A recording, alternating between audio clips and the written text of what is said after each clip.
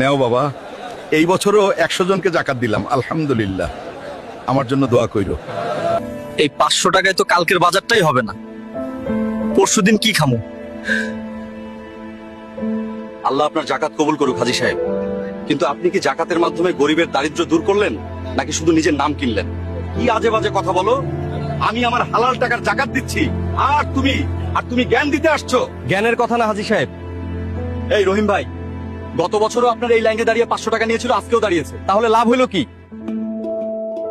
100 জনকে 500 টাকা করে মোট 50,000 টাকা ছিটিয়ে আপনি আসলে কাউকেই বাঁচান নাই, আপনি শুধু 100 জন ভিখারি পালছেন। জাকাত মানুষকে ছোট করার জন্য না, আপনি যদি সত্যি আল্লাহর জন্য দিতেন তাহলে এমন ভাবে দিতেন না যেন সবাই দেখে আর বাহবা দেয়। আসলে জাকাত এইভাবে দেওয়া উচিত না।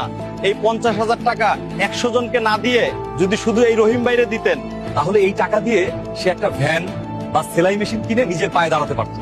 তাহলে আগামী বছর এই লোকটা আর আপনার জাকাতের লাইনে হাত পাততো না, উল্টো সে নিজেই হয়তো আরেকজনকে জাকাত দিত।